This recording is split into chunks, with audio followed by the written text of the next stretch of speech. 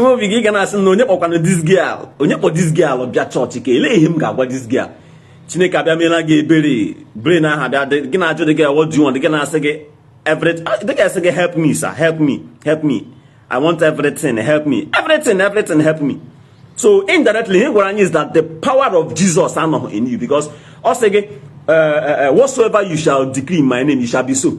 Also, the Bible, Ebuka Obi, your Bible says, decree a thing and it shall come to stand. Also, that you want to decree. That is what the Bible is telling you. If I were a Christian, I would want to meruya nishi, of which you are telling us that in a meruya nishi. Also, decree a thing and it shall come to stand. So, if you want to decree that this okpu will become phone, yes, your Bible says you could decree this okpu will become phone. Ekenekwa m unu ndị be Igbo mụrụ nze m ọzọ, biko na nwere video nchọkwu nnene maka na ebe mmadụ bido gụwa Bible as a storybook. You go Bible as a storybook, it becomes a book for you. And I'm not against you using any reference in the Bible to give an example or to justify ihe Ebuka Obi me. Normally I can't actually share video mana because of the comments na-enwete. There's some comments dị na videos m post yesterday that I took my time to be reading them. I go cham hanchen in an affair. So let's come with this video here, because any video got contrary to what I believe, and you trying to use my religion to mock other people and to use it to glorify your own self. Don't do that. So this young Dibia now be quote something so quote on the Bible. Mbe Peter said a crippled man, because Bible make reference to the man has been crippled since from childhood. Peter will say, silver and gold I have not, but such as I have, I give. So that man began to walk again, because someone who hear the kana and now you fail to use the reference of the same Bible, but Jesus himself, do you want to be healed? Then you forget to use also the Bible reference part Peter, his shadow woke the dead.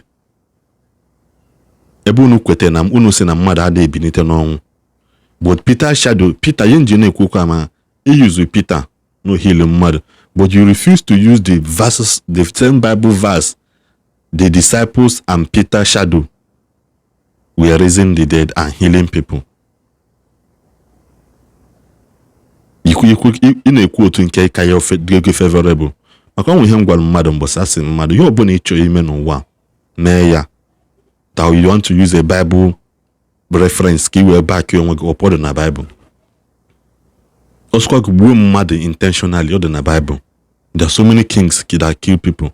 Also, again, what Jesus knowing what cause he in a man or than a Bible. Because how can you say now somebody is a savior? Manambamulia, a woman was needed between the age of so age to down to so age. How can you convince a mother at that moment that Jesus came to save the world?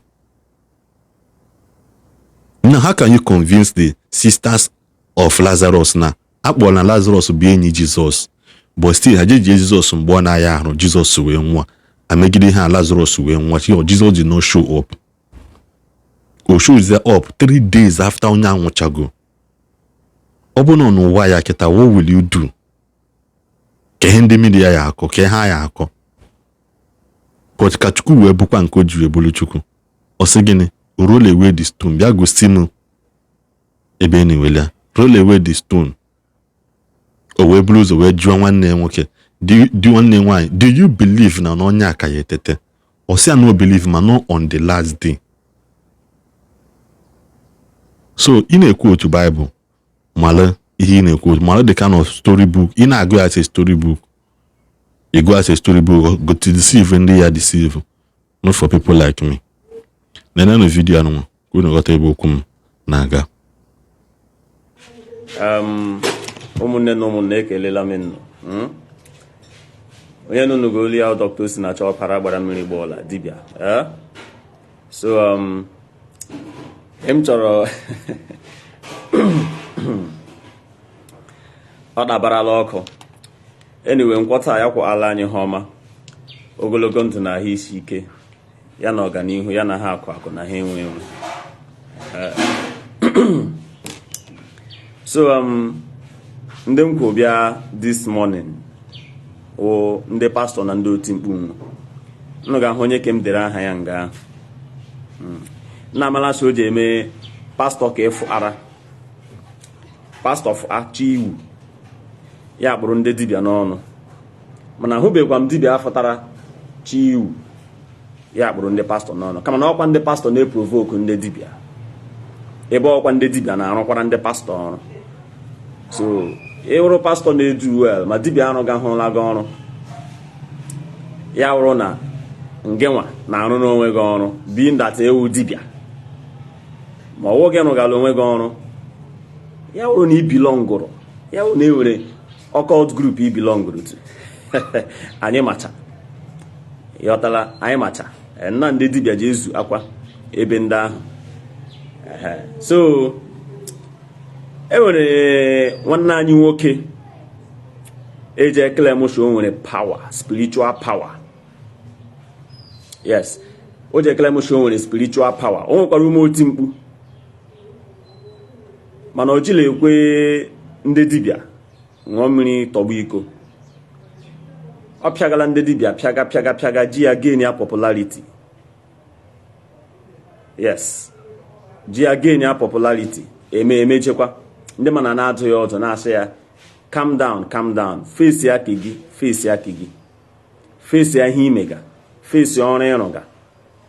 Hafụ ndị dibịa na-enwe ndị dibịa akpọghọ gị aha, ndị dibịa achọghị ahụ gị achọkwa nnanwụ, mana okwe enwekwala ndị mere kpa o ji mee before fụtakwa kpọọ ndị dibịa challenge ji ya wuo that time, pịa ndị dibịa mee nwe pahose, mee ndị dibịa indabuski, mee nwe abido sheka na amarala ndị mkwuga. Ha pụtakwara ji ndị dibịa wuo ha arịbala na onye ka afọ ala ka onye ka na-awụ iji ndị polisi na ndị lọya etere ndị dibịa. Ọ nakwa eji the power of Jesus etere ndị dibịa, knowing fully well that this is about principalities and powers. A dibia will not want to fight you, Ebuka Obi. A dibia will not want to fight you, and that dibia will start calling police for you. No. Dibia ga-akpụmaga aka gaa ya eshiligide na mmụọ, gaa ya ame open challenge, gaa ya eshiligide na mmụọ. Dibia agaghị afụta ya kpọmala gị polisi were team of lawyers brag ma. Ị na-agwa ndị mmadụ na ị nwere power, ndị dibịa enwere power. Ha ekwugawo spiritual power, ọwụ ha ego, maka ọwụrụ ego ị nwere ego, just like emekwara ndị dibịa ndị nwere ego there. But agaghị ahụkwa m onwe m for now. Ya wụrụ ego ị nwere ego, ya wụrụ contacts ị nwere contacts. Of course, these are mundane things. Wajaku adịghị distract ya. Wajaku dikachim. I say the one Alusego did to J-Pipe. Uncle, did anybody clap for Alusego? Nobody clapped for Alusego. Did I clap for Alusego? No. So that is not. I am not discussing Alusego. Yes, I condemned Alusego's actions. Alusego is a native doctor. I condemned Alusego's actions. And I am also going to condemn Ebuka Obi. I'm going to condemn his actions too. Good. When Alusego arrested J-Pack, I condemned it. Yes, it didn't sit fine with me. Call J-Pack, ask J-Pack. I condemned the actions of Ezobi. So I am going to condemn the actions of Ebuka Obi. Yes. Ndị obi ndị jakpo polisi wewe. Ema keme o abụ nwanne onye ojila. Yes, abụ nwanne onye ojila. Ime ka ọma, ma gwa gị si mere ka ọma, ime ka ọjọọ, ma gwa gị si imela ka ọjọọ. I don't care whose ox is God. Good. So Ebuka Obi iji agwa ndị mmadụ chi nwere power. But Ebuka Obi, the two reasons why people come to your church premises is, number one, because of that power that you tout from your pulpit. Because of that power, that spiritual power that you tout, that you preach from your pulpit. And the money that you give away. Here are two things. Imagine these two things. Only one is real. The money that you give to people is the only real thing about you. You see the spiritual power that you claim to have. Panadol, ano. Paracetamol, ano. If ano, how will you see a blind woman? Koro blind woman. Oh, to everybody I know a blind woman. Ga hu the woman. Ya biaku age. Biaku age ke egwo ya. Ga pa the woman. Rie ye pa. Dribble ya. Pia ya scripture. Ya ro na anum na church ga hu. Aga me ekwu otu la ge. Acts chapter 3 verse 6. Acts of the Apostles chapter 3 verse 6. I'm a native doctor, but Ebuka Obi come here. Me bente gege me pe anya ga hi ja akokashe ka hi. Me pe ya gente. Open your Bible. Me pe mkura anya ga hu. Bamaya na Bible again now, and open this your ear and listen to me. Read Acts chapter 3 verse 6. It is about Peter and John when they healed a lame man. From birth. They healed the man. The man did not open mouth to tell them to make him to walk. Ama the man that the man chief in the morning, the whole community mayam or arrange is not arrange miracle. Imana he decide tell that poor woman instance na Bible na church again blind Bartimaeus. Lucky when your congregation know they read Bible. On the Abiaga church ile me ga dash ego or kwano egeme magic fu nebonwu adagbu onwo. Habiaga ile mi ga-eme magic onye nyega ha nsogbu na office adagbu onwo. Habiaga ile mi ga-eme magic he ebute ike. But a man or like that. They don't read the Bible. You used blind Bartimaeus to cite instance and example for them. Onye ya na blind Bartimaeus mekoro heo Jesus himself. Ebuka Obi, you are not Jesus. And you can never be a Jesus. Maka iwe onye isi oji and ha gwara ya na Jesus wu onye ọcha. You see, I will pieces this teaching so that people that don't know will know. So, I will quote for you before I come to that your blind Bartimaeus. Let me quote for you the lame man that was not arranged. That man, people carry him, people lift him from his house every morning and bring him at the gate. The beautiful gate. They carry the man every morning. So the whole town, the whole neighborhood, matter that man has been lame from his mother's womb. Nima for that man Ishi really lame. Koshi onye ngboro. Amụrụ ya as onye ngboro. So ọ ha renji. Oh, okay. Where are you coming from? Do man as again. Aba.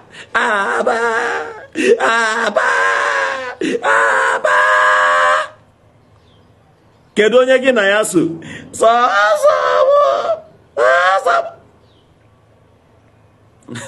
Ọ dị ka ndụ niile ji aṅụchi Igbo dị ya.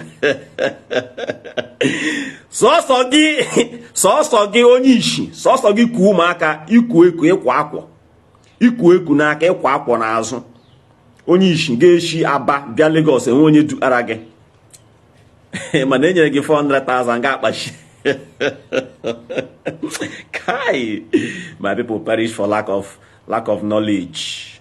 Mana aga m akọ ya kpo jerere now. Ekulum da lezi video ga. The lame man in the Bible, they carry and they come out every morning, make he come beg. make he come beg for alms. The Bible talks saying na alms where the lame man they beg for. At the beautiful gate, everybody sabia. If not for market square, everybody knows say this man they come out, they beg for alms at the market square. Everybody know. It is an established fact. It is an established knowledge. Everybody knows about this beggar that begs at the beautiful gate. Now, when this beggar heard that Peter and John were passing, now Peter and John went up together into the temple at the hour of prayer, being the 9th hour. I am reading from Acts chapter 3, from verse 1. Now, and a certain man, lame, from his mother's womb, was carried, whom they laid daily, every day, they laid him daily at the gate of the temple, which is called Beautiful, to ask alms. You see, to ask alms of them that entered into the temple. Which means if you're coming into the temple, the man go there, they beg you for alms. Everybody knows saying a beggar, no be arrange.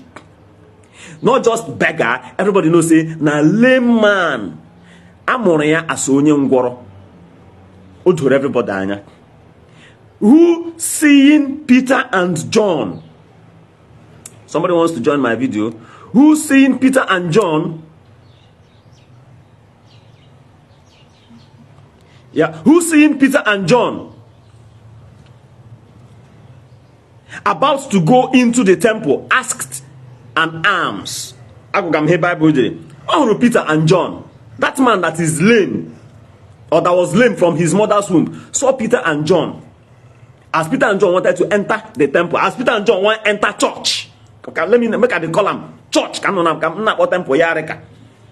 want to enter church. You see Peter and John. Peter and John, now apostles, they not be Jesus. They are not Jesus himself. They are the apostles of Jesus Christ. Ebuka Obi, yes, we can liken you to one of the apostles of Jesus Christ, because definitely and obviously you are not Jesus Christ.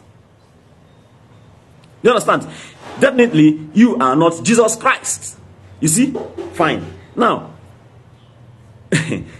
and Peter, fastening his eyes upon him with John, said, look on us. You see? And he gave heed unto them, expecting to receive something of them. You see? He was expecting to receive something of them. Or when anything or had a specific that he wanted. This lame man did not open his mouth to tell Peter and John, I want to walk again. I want to waka again. No. He go na money is the beg. You know the beg make him waka. Him no even know say him go fit to waka again. Lie. You see, he did not ask for his legs. He didn't ask for his legs. Gaga say that yes, the reason why Peter and John performed this miracle on that lame man is because they will ask him, what do you want? And then he said, I want to walk. And that is why we performed the miracle on him and he walked. No, he was asking for money. But you see, Peter and John said, see, chapter 3 verse 6 says, then Peter said, silver and gold have I none. Away may go. Silver and gold have I none, but such as I have, give I thee. In the name of Jesus Christ of Nazareth, rise up and walk. Yes, the lame man did not tell the disciples of Jesus that he wanted to walk. He was asking for money, but they gave him the greatest miracle of all. They used their spirit of discernment, their discerning spirit, they used it to understand that that man needed to walk to make money. They didn't discharge that man with the excuse that I asked you. You want this one, you want that. I'm guys home again at school. I'm guys home can game. with him 400,000. Bring 400,000, come near, go. You have said it, the angels have had it. I mean, I also, angel, also demon have had it. That you have said is, you want me to help you. The woman, the woman didn't tell you to give her money. Osi hu ginye ego. Ijoro ya joga ya jof awanye shinono. Ijogara ya joya ba shaba wanye shi otulafa. Ijogara joga ya joga ki euro dumeje ki we anya obone ke dey afoso obone dey ani he ko so ke dey ani obone dey afoso. You we see blind woman ga tukwa yeti aba.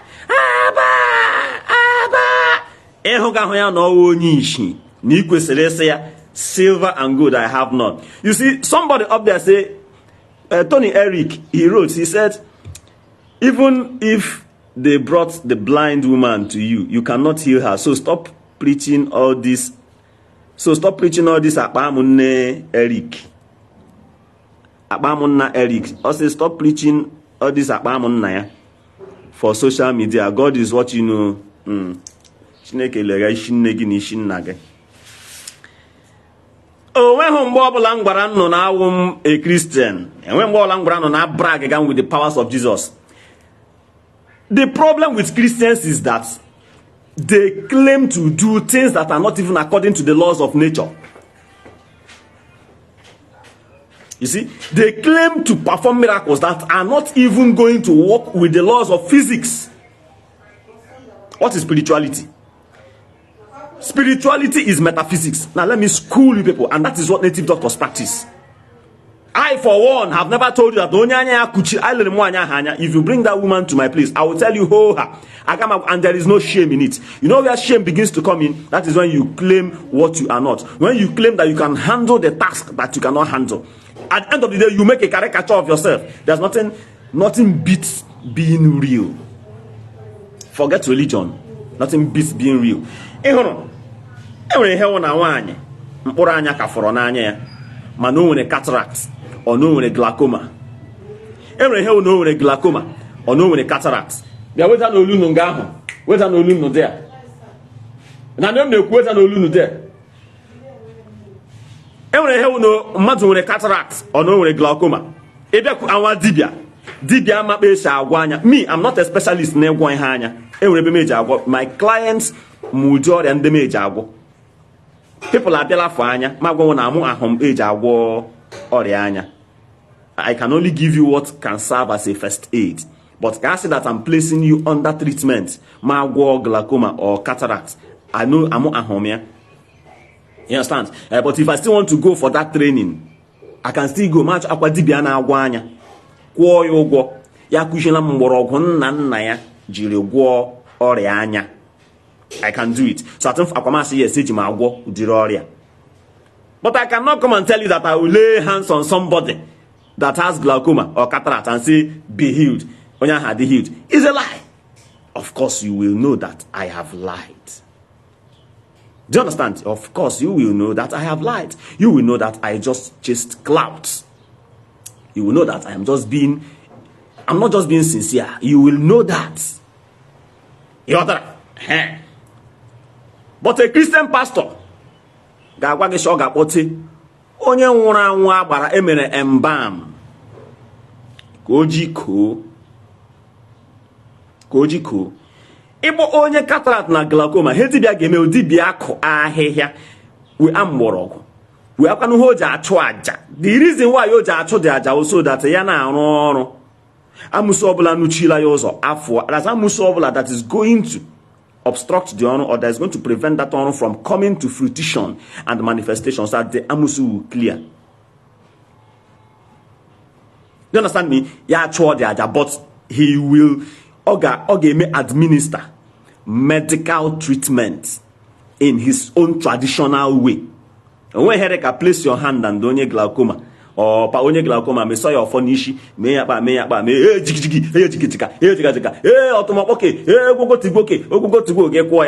home and see. It does not, metaphysics does not work like that. Do you understand? Yes. So Ebuka Obi apo alago onye Ishi she gi represent ya ha hu ne ha hi je preach she nwere power imeke nwere power imeke he foro gi no no he shi gi no no fotawo you know we don't do magic here. Oh, he foro gi no no because if na what say mgbe put the woman you carry the woman hey uri shi the woman like this hey uri shi the woman ge shi ba kiga the woman aka pụrụ ya kpa na-abịa ma wuo ga anya ge shi ba tosi hu gi ba imo bi mgba ma say guy man okpomala brain brain agbamala very very high frequency nwanne imo bi guy man ọ ga-asị ya nwa Chineke onye ọbụla kpọ gị bịa chọọchị taa Chineke ga-akpọ gị na onye ahụ ọkụ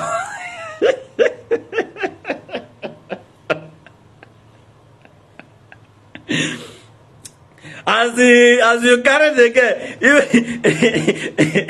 even Ebuka Obi, in my video, you can not church you, church, I need him, I'm him there. Momo ngage, one the video, watch ya, ime kere mama kwa gini email kere ma.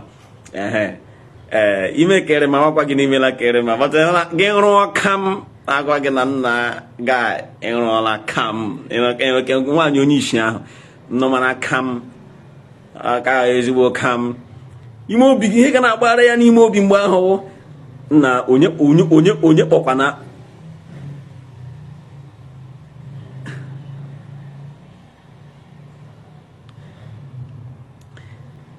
ime obi gị ga na-asị na onye kpọkwana this girl onye kpọ this girl bịa chọọchị ka ele ihe m ga-agwa this girl Chineke abịa meela gị ebere brain aha bịa gị na-ajụ dị gị what do you want gị na-asị gị everything dị ga-asị gị help me sir help me I want everything help me everything help me so indirectly he gwara anyị is that the power of Jesus anọghị in you because ọ sị gị whatsoever you shall decree in my name it shall be so ọ sị gị the Bible oge sị gị Ebuka Obi your Bible says decree a thing and it shall come to stand ọ sịkwa ya wụrụ also that you want to decree. That is what the Bible is telling you. If I were a Christian, I would want to nishi of which you are telling us that in a nishi.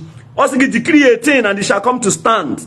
So if you want to decree that this okpu will become phone, yes, your Bible says you could decree and this okpu will become phone. Ebuka Obi, why you know as you see that woman eye, water don't pass Gary. Anya kpọrọ the girl pompete eke no go area ke do the miracle ị ga-eme gakpa even ike agwụ cameraman gị ịmachakwa ga-eji nwayọ na force ga ya were 400,000 wetara m ego nwere ego dị ebe a wetara m ego nwere ego dị ebe a 400 pa ina force ga were ka o nwee ike shi nga ahụ para musi ya afụma because ka o nwee ike buru rikichi na wahala ya shigodi nga ahụ fụọ guess every day is not miracle that every day is not for everybody. That there is time for everybody, that they can be 50 congregation, okay? That they can be 50 and 10 will receive their miracle, that it is turn by turn. Ebuka Obi, I am challenging you now. And I'm talking challenge. I talk I'm get challenge in ego. I talk I'm get challenge in a police. I talk I'm get challenge in a lawyer. Because Oduranya and in ego, police and the lawyer allow your battle. Yes. But you expect your members to fight their battle with Jesus' name. Yes, you teach them from the pulpit that people are supposed to fight their battles spiritually. Yes, but you use police and your team of lawyers. Team of lawyers. Get you join a room, pastor. A team of angels. A team of angels. Host of angels. Make they use biblical terms for you. Kema nanya wala pastor before anye ma oto mam mega he church amu ahom he nu mega na. You say kepo team of you say kepo fighter angels. Or each chase the clouds. Each chase the clouds. Gabajema Abuja Day petition. Face you Mudibia. Umunegi for that matter. Whatever happens to, if you feel that there is something they are doing that is not good, whatever happened to dialoguing with them. Chereme wetu Ndi Darlington Kelechukwu and Chukwu Ebuka Kinsley.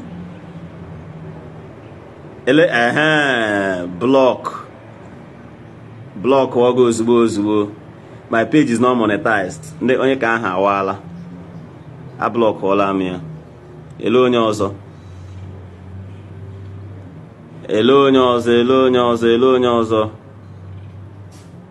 Aga block now. Onye kwu okwu are mama block ya all page m. Chukwu Ebuka Kinsley a block all nge. Hello onye ọzọ na ị ga-eje na page mpa gị na page mma gị. Jee ebe ahụ jee kpaa agwa iji chee kpaa agwa ọ ga-eje ma na page ke gị. But ịbịa na kem ị ga-erubere m isi because ana m abịa na kem nọ bịa kparịa nnọ.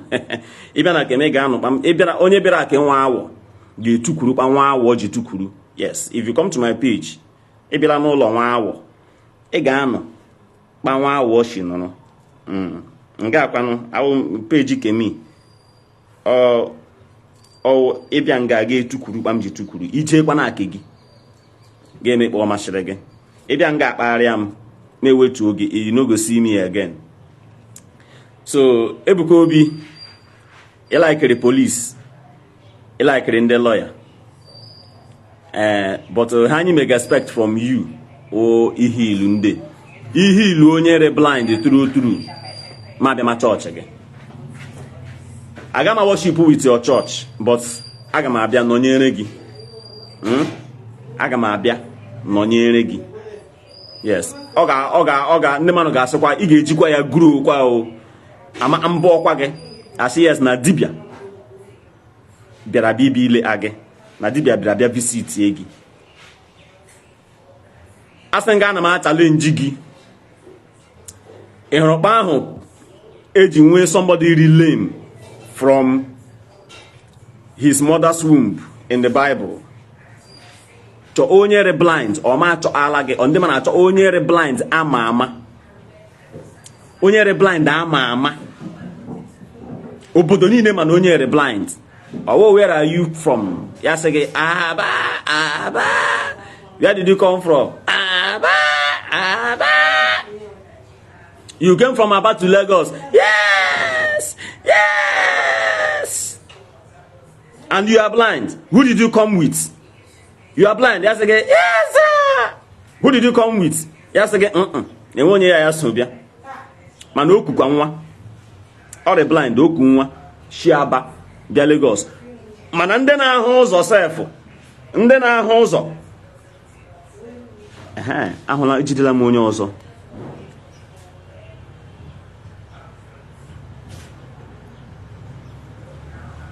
Okay. Mana onye na-ahụ ụzọ sef ikuru nwa gị miss road from Aba to Lagos even enwere ike zuru phone gị na ihe ndị ọzọ. All the blind ihe ekuru nwa si Aba bịa ruo Lagos intact ga-enyekwa ya 400,000 cash. Ọ ga-ebu ya kpa ahụ lawa na-anya account number kwere ya mmemanụ ha ahụ nnu mega nga datin unu mega de memakwa na ya anyị lega nnụ na-eme na ya anyị lega nnụ. Any day, any pastor in Nigeria, he onye o doro anya that no onye nwere this medical condition true from birth. Akwụga ahụ onye nwere ulcer na onye nwere diabetes no maka na ị nwere ike nwekwara ike ma arrange kpọrọ the person na-enye ya ọgwụ bekee n'azụ then na-ekpela ya ekpere na chọọchị then ya gbake nnụsa ahụ no ekwuga m onye ngwọrọ onye Ishi onye ụkwụ gbajidiri sef. Yes, because onye ụkwụ gbajiri onye nwere accident ụkwụ agbajie ya bịa short onye Attire Ebuka Obi gwa onye Attire. Let us even start from there. Onye ụkwụ abashu lay hands on the person, boy, bashu for there. That is what Christians have made us to believe. Instant miracle. But in Ọmenala, in tradition, nothing like instant miracle. Onye kwa bashu, agebi ụzọ. Ya bịa akụjụọ ọgwụ ma ọ bụrụ na ọgwụ emere eme. Akụjụọ ya, maybe ọgwụ emere eme. Then bido treatment. Now, tema ya he ete. Then nye ya time. Ya agbake. You understand? Enye ya time, ya agbake. You're gonna have improvements there and then. That is how it works. Okwa bashu disappear in the name of Jesus. You fool. Or you are a blind, you are a lame man. Stand up and walk. Ye believe move. Ya po police ni esam ijinde lawyer ge ni ije Abuja to onye ga-anwụ na onye ga-ediga ụmụnga nwa achọ mmadụ ọsọ kwuo onye ahụ handcuff ga-eme ya. All of us are human beings. Onye police anaghị eme arrest. Police dey eme everybody arrest. Ọwụ ebe ahụ ka anyị chọga ịhụ real power, real spiritual power. Police dey arrest everybody. Be you pastor, be you native doctor. Police dey arrest everybody. Ya gajiela ndị nwoke gajiela ndị nwaanyị. Him gola notawo Acts of the Apostles chapter 3. I focused on verse 6. Where Peter said to the man nearly lame. Peter gwara the man nearly lame. Emmanuel Chebuka ọ sị nne ya ahụta ọkụga sheet. Ele ya. Nne ya ahụta ọkụga sheet. Ele ya. Ọ sị nne ya ta ọkụga sheet. Ele ma block ya. A block wala m ya. Bye bye. Ka he fu de that one efu la.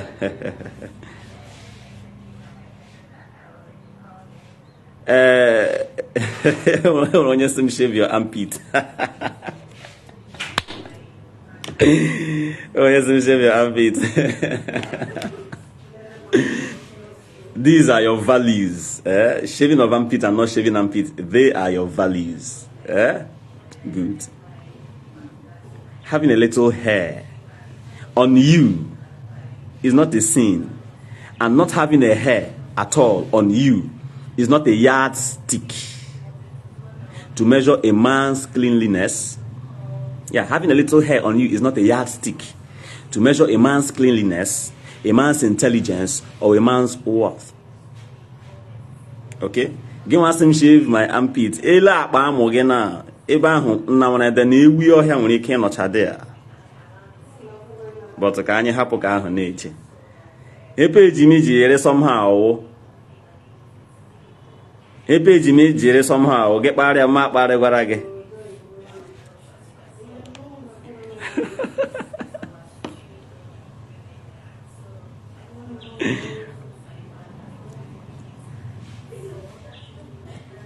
Na blọk ụmụ ewu.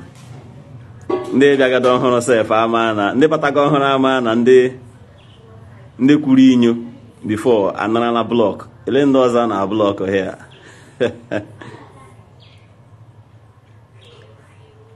Somebody said, does it mean he doesn't have power to heal anymore or say anyone? One way power alone. Somebody said, stop chasing clouds. Me chasing clouds or negi kam ge chase. Or negi kam ge chase. I may chase.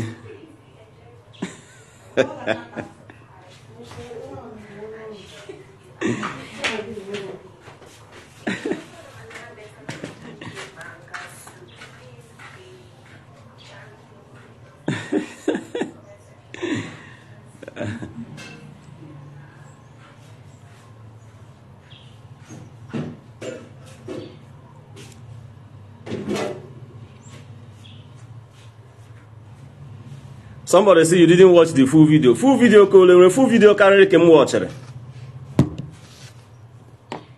Somebody say mind my business. Okay, now the same thing that they do. Ebuka Obi is mind my business. Mbande dibia no Okija. mega henwu mega Ebuka Obi go mind the business ya Ebuka Obi o dibia akwa hụrụ something he felt that thing is wrong. He saw something, he saw a trending habit among dibias in Okeja. Ebe eji he wuru ozu mmanụ gbaa ya na video eti ya. He saw it ye wute ya abi ha ho business ya office ya onu n'ime shrine nga ahụ office ya ọ n'ime shrine nga ahụ o je eme business Igbo ozu nwa Ebuka ọ na-eme business Igbo ozu ọ na-eme ozu embam ele ihe gbasara ya na ndị ahụ gbaga. That was all business ya, but he went ahead to ịkpọ ndị team of lawyers nna agaghị ahụ ka ahụ si ya oga mind your business. Chineke kpọrọ nna ọkụ nna ahụhụ ya si ya, but when he was doing it nọ na-akụrụ ya aka. Ugbu a ọ hụla mere aka ọgbalaga ọhụrụ onye Ishi mịa ọhụrụ onye Ishi real onye Ishi anya abalị inside real one ya kpọọ brain ya si no ya echeki blind Bartimaeus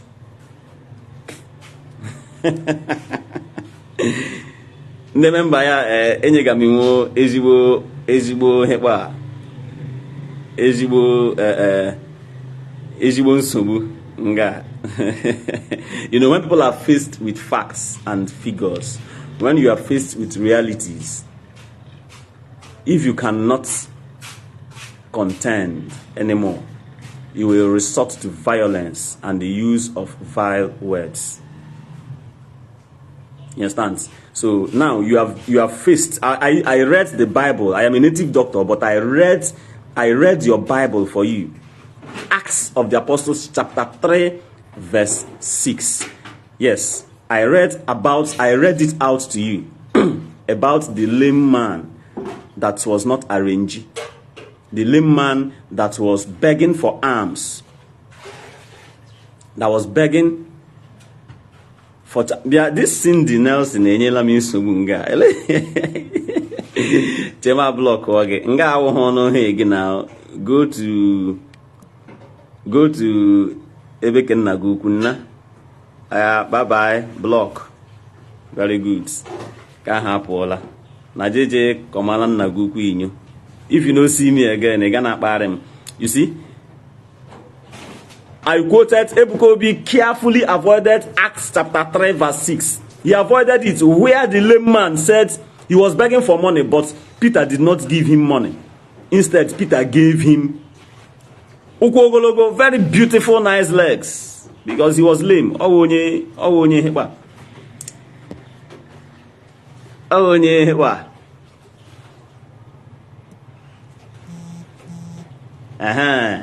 Cindy.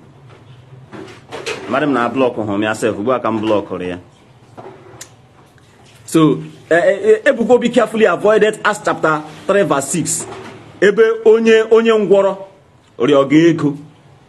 Peter Asia, silver and gold I have none, but what I have is what I'll give you. In the name of Jesus Christ of Nazareth, rise up and walk. Rise up and walk. Prince Promise says, show us one person you actually they healed. There you held. Okay. Before I got to school, I just spell you healed. Because I want to tell them here now, so I can make grace for you. There is this thing everybody knows about. The people that come to native doctor's house, they go to Aga. They visit native doctors just like Nicodemus did at night. And that is why when they come and get their healings or get their breakthrough from native doctors, they will go to the church and testify. They feel okay to be videoed or to be talked about in the church than to be talked about in the native doctor shrine.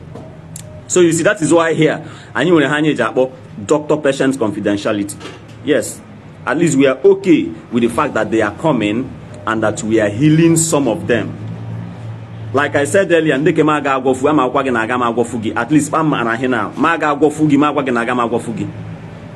But you don't expect me to come and tell you, see who I have healed.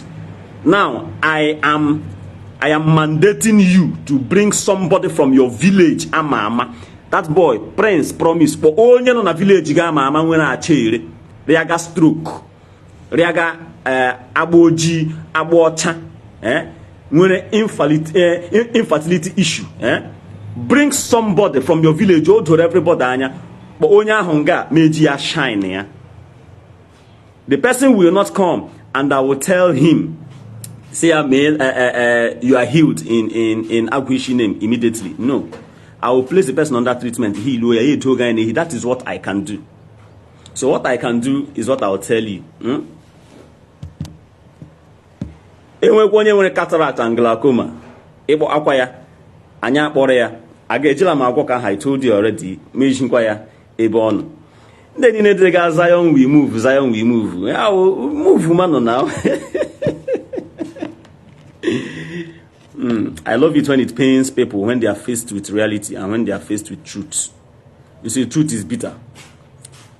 Truth is very, very bitter. Zion we move. It is your popular slogan. But your Zion couldn't heal a blind woman that came from Abba in the name of the Almighty Jesus. He couldn't. But if not to call police or use his lawyers, speed in that is where his efficiency and efficacy and effectiveness lies on or lies in. Whichever one are correct. Abuchi Iwanugo say, can you heal a stroke person? Yes, I can heal a stroke patient.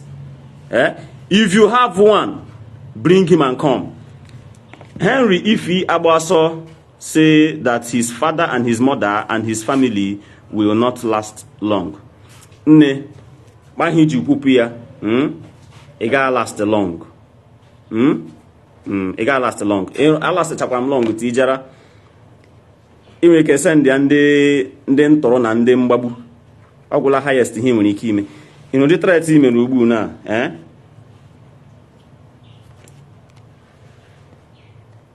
Nice screenshots on here. We try to email Ubu now. Mele maga bo. Onyaga last long. Arana abage. Nwa pusu nwa bashi na nika. Emezu Ejene says, so you are watching Zion too. That means you are a follower. Welcome on board. No, my sister, this is social media. I don't even know what your page looks like. Though I am not against your page or your pastor or your ministry. Yame Koma, I'll tell him no mene Koma. I don't follow your pastor. I saw from bloggers. I saw video from bloggers and people we are talking.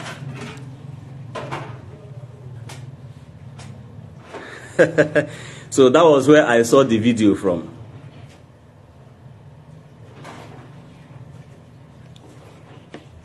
Gino Nejila fake account, Gino real account.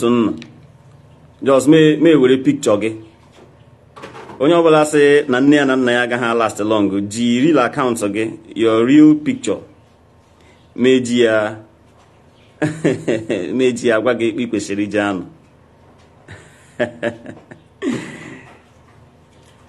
Reality check. Reality check is something. Reality check is something. Yes. What do you know go fit do? Don't say nigga mafia, because one day if you meet that thing,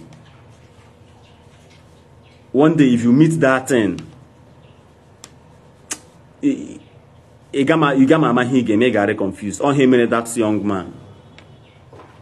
On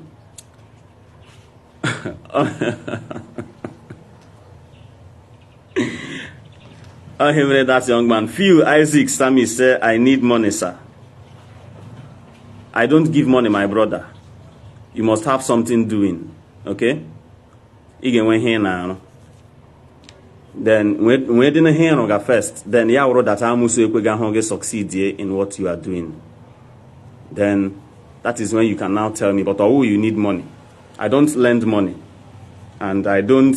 Anyway, ejilama anola matter or gola matter Ishi na one room na after that. No, it doesn't work that way.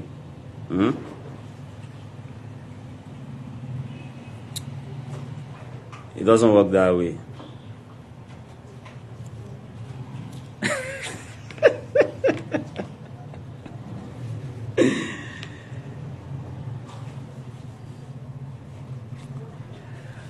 Fire, the Holy Ghost fire will consume near.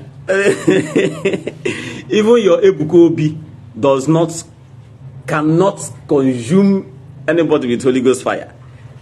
Who are consuming the man or the lawyer and the police? On the lawyer and the police. Consume. Not consume. So you see, he knows that he cannot say, I consume you with Holy Ghost fire. Yeah, he cannot.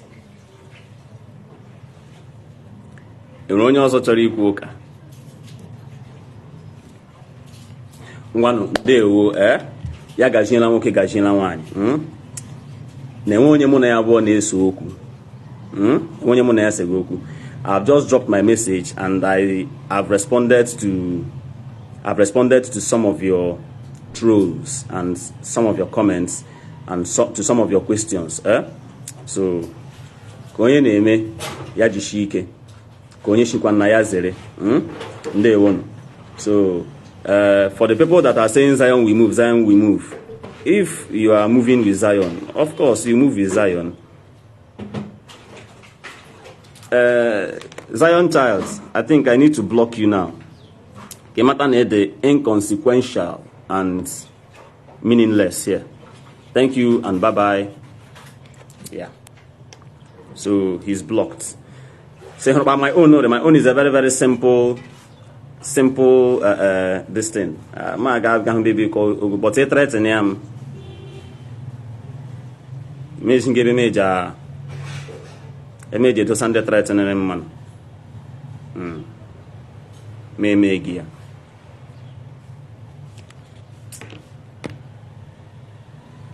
Onye team miracle. Ya make it clear. Get a walk.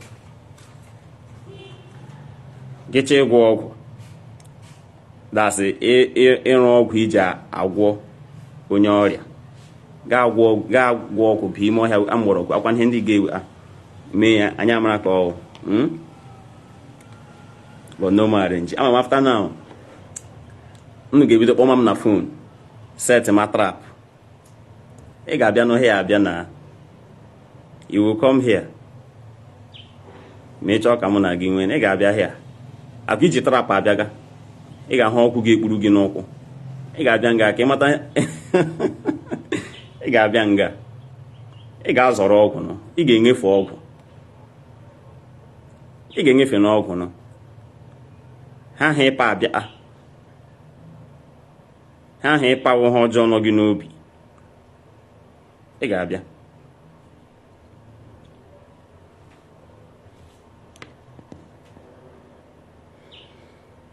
onye nunu n'olu ya Dr. Osinachi Ọpara agbara mmiri gbola dibia Ọsọndụ Owende ndewo